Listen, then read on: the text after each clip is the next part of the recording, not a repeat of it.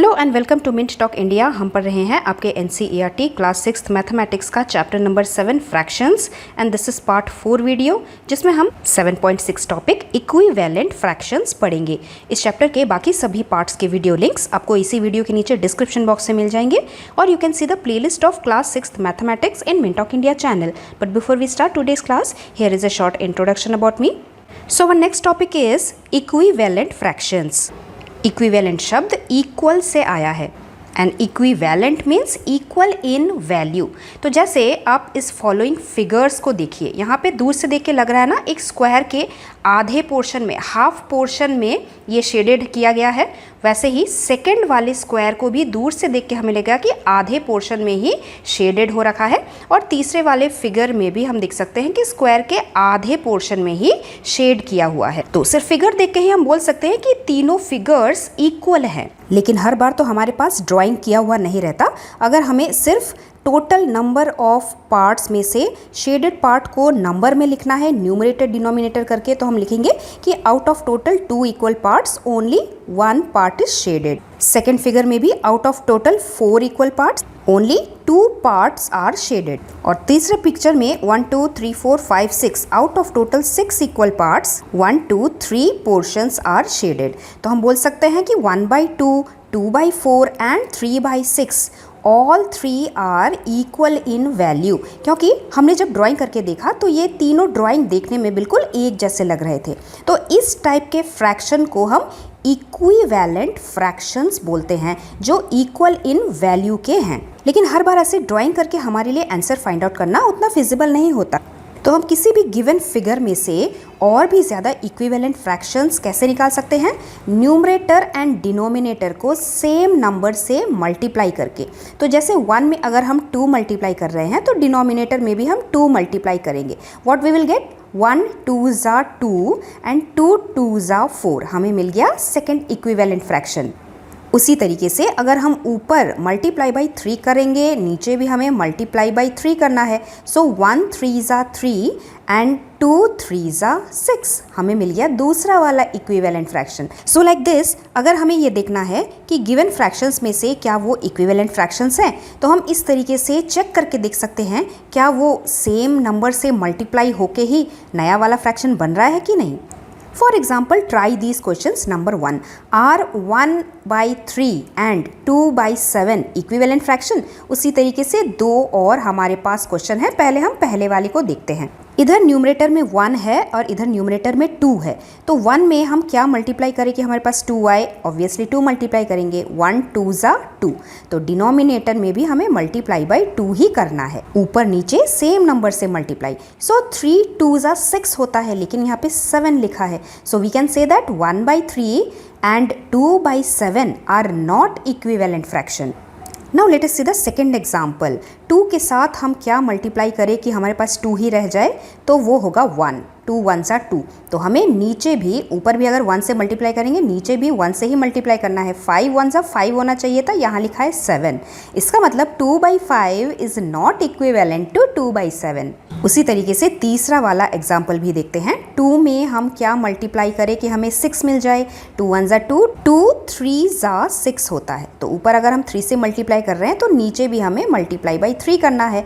And 9 3 ज़ा 27 होता है। So we can say that yes, 2/9 and 6/27 are definitely equivalent fractions. And what is the reason? The reason is they represent the same part of a whole. Second is give example of 4 equivalent fractions. तो यहाँ पे मैंने 1/3 लिया है। 1/3 को पहली बारी में 2 से मल्टीप्लाई किया है, ऊपर और नीचे। What we will get? 2/6. So 1/3 is equivalent to 2/6. उसके बाद वाले एग्जाम्पल में मैंने ऊपर नीचे 3 से मल्टीप्लाई किया है, तो मुझे मिला 3/9. So 1/3 is also equal to 3/9. उसके बाद एक और एग्जाम्पल में मैंने 4 से मल्टीप्लाई किया है, ऊपर और नीचे। So what I have got? 4/12. तो 1/3 4/12 के भी इक्विवेलेंट है। So all these 4 fractions are equivalent in nature. Next question 3, identify the fractions in each of these figures here and are these fractions equivalent? तो पहला वाला जो फिगर है वो है 6/8, दूसरा वाला है 9/12, तीसरा वाला है 12/16 एंड फोर्थ वन इज 15/20। और ये चारों के चारों इक्विवेलेंट फ्रैक्शंस हैं। और रीज़न इसका ये है कि यहाँ पे तो हमें फिगर देख के ही पता चल रहा है, पूरे बॉक्स में से सिर्फ ये साइड वाले थोड़े से जगह को छोड़ के पूरा बॉक्स ही शेडेड है। So all these fractions are equivalent fractions. और इक्विवेलेंट फ्रैक्शंस के निकालने के टोटल 2 तरीके हैं। फर्स्ट मेथड ये है कि हम ऊपर नीचे सेम चीज़ के साथ मल्टीप्लाई करके नेक्स्ट इक्विवेलेंट फ्रैक्शन निकाल सकते हैं। तो जैसे 1/2 को अगर हम 2 से मल्टीप्लाई करते हैं ऊपर नीचे तो हमें एक फ्रैक्शन मिलता है। उसी तरीके से 1/2 को अगर हम ऊपर और नीचे 3 से मल्टीप्लाई करते हैं तो भी हमें एक इक्विवेलेंट फ्रैक्शन मिलता है। To find an equivalent fraction of a given fraction we will multiply both the numerator and denominator of the given fraction by the same number. Let us find out equivalent fraction of number 1 2/3. सबसे पहले हम 2/3 को ऊपर और नीचे 2 से multiply करते हैं। 2 2 ज़ा 4, 3 2 ज़ा 6। सो 2/3 का पहला इक्विवेलेंट फ्रैक्शन 4/6 है। सेकेंड में हम 3 से मल्टीप्लाई करते हैं ऊपर और नीचे। सो 3 2 ज़ा 6 एंड 3 3 ज़ा 9। तो सेकेंड इक्विवेलेंट फ्रैक्शन 6/9 है। उसके बाद हम 2/3 को 4 से मल्टीप्लाई करते हैं ऊपर और नीचे। सो 2 4 ज़ा 8 एंड 4 3 ज़ा 12। तो एक और इक्विवेलेंट फ्रैक्शन हमें मिल गया 8/12। उसी तरीके से अगर हम ऊपर 5 और नीचे 5 से भी मल्टीप्लाई करेंगे तो 10/15 मिलेगा। ऊपर और नीचे 6 से मल्टीप्लाई करेंगे तो हमें 12/18 मिलेगा। So we have to find out 5 equivalent fractions. तो ये 1 2 3 4 5 इक्विवेलेंट फ्रैक्शंस हैं 2/3 के। सेकेंड हम 1/5 का इक्विवेलेंट फ्रैक्शंस निकालेंगे। सबसे पहले ऊपर नीचे 2 से मल्टीप्लाई करने पे हमें 2/10 मिलेगा। उसके बाद 3 से ऊपर और नीचे मल्टीप्लाई करने पे हमें मिलेगा 3/15। उसके बाद हमने 4 से मल्टीप्लाई किया ऊपर और नीचे तो हमें मिला 4/20। 5 से ऊपर नीचे मल्टीप्लाई करने पे हमें 5/25 मिला।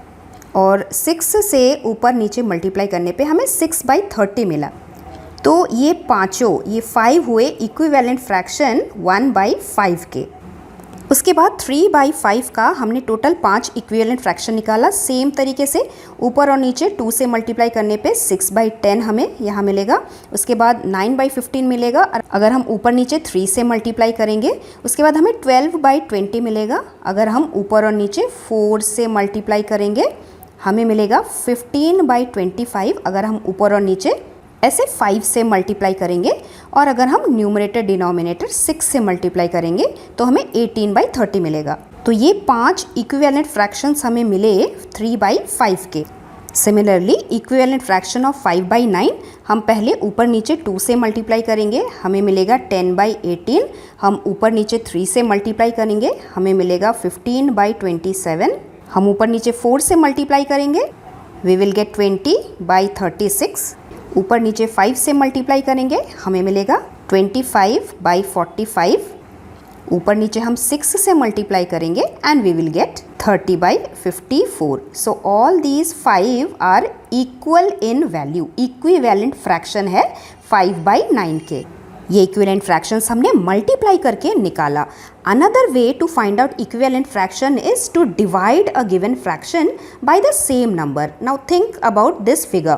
यहाँ पे इस पूरे ट्रायंगल को देख के हमें लग रहा है ना कि 1 2 3 4 5 6 ट्रायंगल्स में से 4 ट्रायंगल शेडेड है, इसीलिए 4/6 हमने लिखा है।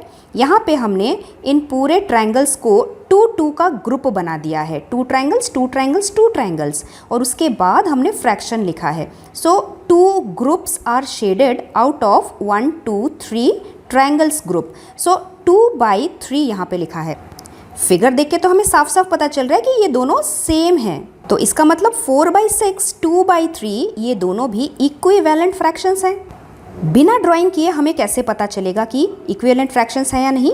हम ऊपर और नीचे सेम नंबर से डिवाइड करेंगे। तो 4 को अगर हम 2 से डिवाइड करेंगे तो क्या मिलेगा? 2 मिलेगा। 6 को अगर हम 2 से डिवाइड कर देंगे तो क्या मिलेगा? 3 मिलेगा। तो इसीलिए मिल गया ना, सेम नंबर से डिवाइड करने पे हमें दूसरा वाला इक्विवेलेंट फ्रैक्शन। इसी डिवीजन वाले मेथड से ही हम लोअर टर्म्स में किसी भी बड़े वाले फ्रैक्शन को रिड्यूस कर सकते हैं। So to find an equivalent fraction we may divide both the numerator and denominator by the same number. तो जैसे यहाँ पे 12/15 है, इस फ्रैक्शन को हमें लोअर टर्म्स में रिड्यूस करना है, तो हम ऊपर और नीचे सेम नंबर से डिवाइड कर देते हैं, that is the 3। 12 divided by 3 is 4, 15 divided by 3 is 5। So 12/15 is equivalent to 4/5 और हमने इसे लोअर टर्म्स में रिड्यूस कर दिया। इस चीज़ के ऊपर क्वेश्चन कैसा आता है, can you find an equivalent fraction of 9/15 having denominator 5। मतलब हमें 15 को रिड्यूस करना है 5 में।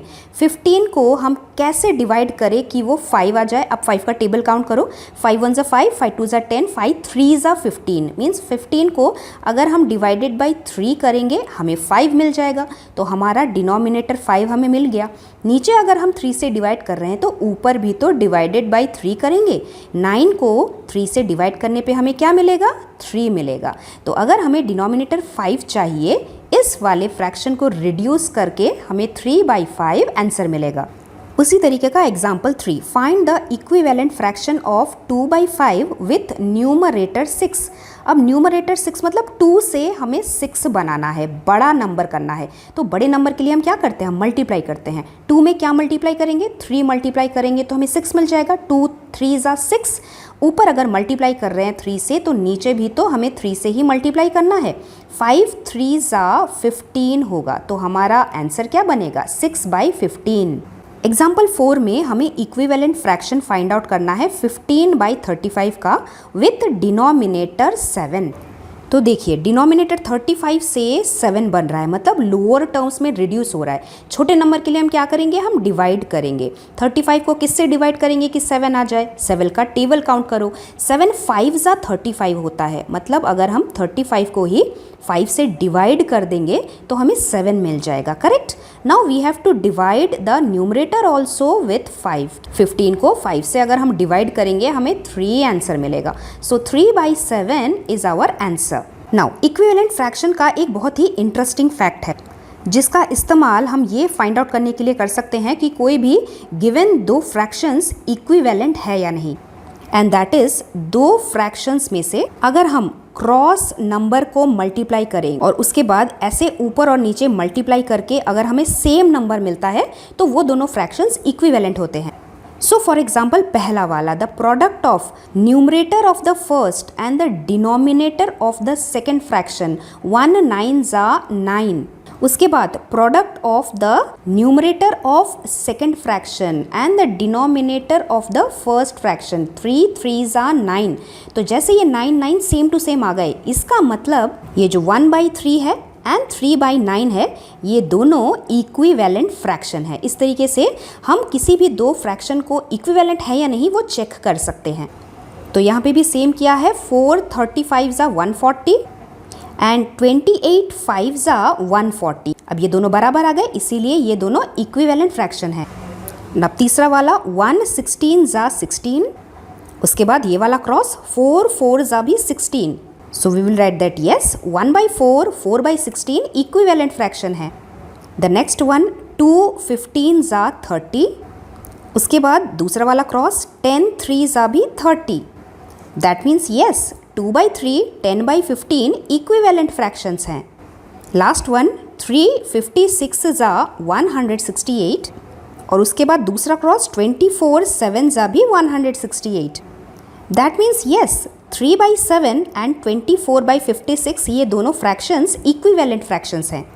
दैट मीन्स अगर आपको क्वेश्चन में पूछा जाए find the equivalent fraction of 2/9 with denominator 63, that means denominator 63 रख के हमें ऊपर एक नंबर को फिट करना है। अब इसको करने के टोटल 2 मेथड्स हैं। पहला मेथड ये, नीचे आप देखिए 9 में क्या मल्टीप्लाई करें कि हमें 63 मिल जाए, क्योंकि यह बड़ा नंबर है तो ऑब्वियसली हमें कुछ मल्टीप्लाई ही करना है। 9 7 ज़ा 63 होता है, तो ऊपर भी हम 7 मल्टीप्लाई करके 2 7 ज़ा 14 लिखेंगे और हमारा आंसर मिल जाएगा। सेकेंड तरीका ये है कि हम क्रॉस क्रॉस मल्टीप्लाई करेंगे और प्रोडक्ट्स को फिर कंपेयर करेंगे, क्योंकि ये दोनों इक्विवेलेंट फ्रैक्शन है, क्वेश्चन में ही लिखा है। इसका मतलब 2 मल्टीप्लाई बाई 63 जो भी नंबर होगा, ये fill in the blanks multiply by 9 भी सेम नंबर ही होगा। तो क्योंकि यहाँ पे लेफ्ट हैंड साइड में 9 के साथ कुछ मल्टीप्लाई करना है, हमने इस 63 को एक 9 के मल्टीपल में रिड्यूस किया, दैट इज़ 9 7 ज़ा 63। अब हम दूसरे स्टेप में ये 7 एंड 2 को मल्टीप्लाई करके लिख देते हैं, 14 और 9। तो हमारे पास राइट हैंड साइड में 14 और 9 है, लेफ्ट हैंड साइड में 9 और फिल इन द ब्लैंक्स है। तो ये फिल इन द ब्लैंक्स हमें देख के ही पता चल गया ना, एक तरफ 9 9 है तो दूसरा वाला क्या होगा, इक्वल टू बनाने के लिए वो भी 14 ही होगा। देयरफॉर ये फिल इन द ब्लैंक्स की जगह पे हमें 14 बिठाना है। नेक्स्ट हमारे 7.7 टॉपिक में है simple form of a fraction निकालना। दैट मीन्स किसी भी दिए हुए बड़े फ्रैक्शन को हम लोअर टर्म्स में कैसे रिड्यूस कर सकते हैं।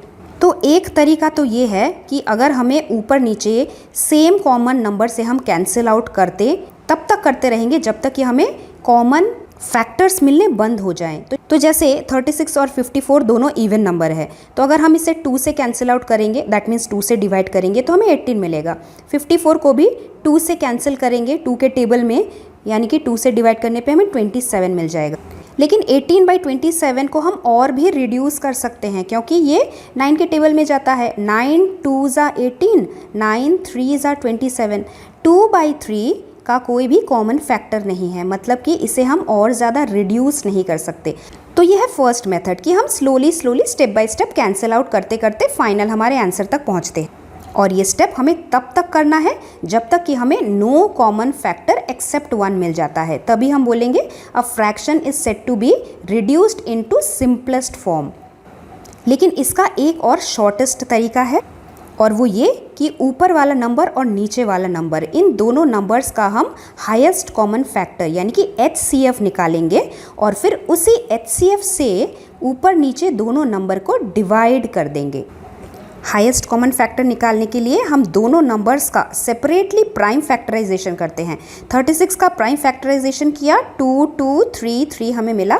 24 का हमने प्राइम फैक्टराइजेशन किया, 2 2 3 हमें मिला।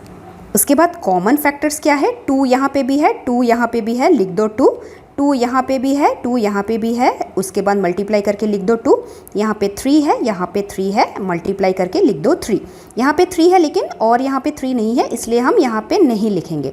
सो 2 2 ज़ा 4, 4 3 ज़ा 12। सो HCF of 36 and 12 is the number 12। Therefore 36 को डिवाइडेड बाई 12 करके हमने लिख दिया 3। 24 को भी 12 से डिवाइड करने पे हमें मिलता है 2। सो 3/2 डायरेक्टली हम हमारा आंसर निकाल सकते हैं। Let us try these. Number 1, the first one is 15/75। Method number 1 से पहले करते हैं। 15 एंड 75 दोनों ऑड नंबर है, तो हम 5 से कैंसिल आउट करने की कोशिश करते हैं। ओके, 5 3 ज़ा 15 एंड 5 15 ज़ा 75। अब 3 और 15 ये दोनों भी कॉमन 3 के टेबल में आते हैं। सो 3 1 ज़ा 3, 3 5 ज़ा 15।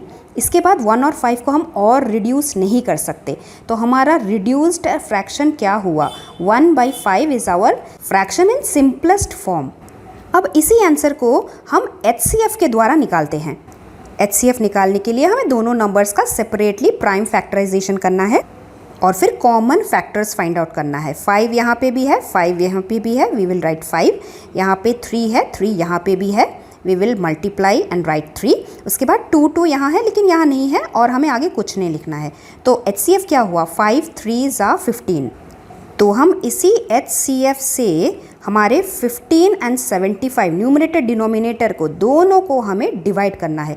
15 divided by 15 is number 1, 75 divided by 15 is 5। तो यहाँ पे भी हमें सेम आंसर मिल गया 1/5। तो दोनों तरीक़ों में से जो भी मेथड आपको ईजी लगे आप उसी को फॉलो कीजिए। Second is 16/72। तो हम 16 एंड 72 का HCF निकालते हैं। हमने प्राइम फैक्टराइजेशन किया और फिर कॉमन फैक्टर्स फाइंड आउट करते हैं। 2 2 कॉमन है, फिर से यहाँ पे 2 2 कॉमन है और फिर से यहाँ पे 2 2 कॉमन है। उसके बाद और कुछ यहाँ पे कॉमन नहीं मिला। दैट मीन्स HCF इज़ 2 2 ज़ा 4, 4 2 ज़ा 8। तो हमें 16/72 दोनों जगह ऊपर नीचे डिवाइडेड बाई 8 यानी कि डिवाइडेड बाई HCF करना है। सो 16 डिवाइडेड बाई 8 इज़ 2। 8 का टेबल हम काउंट करेंगे और 8 के ही टेबल में 72 आता है। So our reduced simplest form is 2/9 our answer. So next question is 17 upon 51। तो हमने 17 एंड 51 के प्राइम फैक्टराइजेशन किया और हमें कॉमन फैक्टर सिर्फ 17 मिला। That is why HCF is 17। That is why numerator and denominator को 17 से डिवाइड किया और फिर हमें मिला 1/3 which is the simplest form fraction. Next one is 42 upon 28। 42 का प्राइम फैक्टराइजेशन, 28 का प्राइम फैक्टराइजेशन। कॉमन फैक्टर्स हमें मिला 2, हमने यहाँ लिखा। उसके बाद 7 कॉमन था, हमने यहाँ लिखा। 3 एंड 2 यहाँ पे कॉमन नहीं था। So that is why HCF is 7 multiply by 2 14। That is why numerator denominator को हमने 14 से डिवाइड किया। That is the from the HCF। 42 divided by 14 is 3। 28 divided by 14 is 2। ये आप रफ कॉलम में करके देखेंगे। And the simplest form fraction we will get is 3/2। उसी तरीके से लास्ट वाला 80/24। 80 का प्राइम फैक्टराइजेशन, 24 का प्राइम फैक्टराइजेशन। कॉमन फैक्टर एक बार 2, दूसरी बार भी 2, थर्ड टाइम ऑल्सो 2। उसके बाद 3, 2 एंड 5 कॉमन नहीं थे। सो HCF is 2 multiply by 2 4, 4 2s are 8। So that is Y simplest form का फ्रैक्शन निकालने के लिए हमने न्यूमरेटर डिनोमिनेटर को 8 से डिवाइड किया। We got 10/3। After that, try these. Question number 2 is 49/64 in its simplest form. Simplest form का मतलब हम दिए हुए फ्रैक्शन को और ज़्यादा रिड्यूस नहीं कर सकते। रिड्यूस नहीं कर सकते मतलब इसे किसी भी कॉमन टेबल में हम काउंट नहीं कर सकते, इनका कोई कॉमन फैक्टर नहीं होगा। और ये फाइंड आउट करने के लिए हम इनका प्राइम फैक्टराइजेशन करते हैं, 49 का और 64 का prime factorisation. We will see that there is no common factor. No common factor is there except 1। That is why 49/64 is in its simplest form. इसी तरीके से with detail explanation we will solve exercise 7.3 questions in our part 3 video. So stay tuned. We will meet very soon. Thank you very much. Bye bye.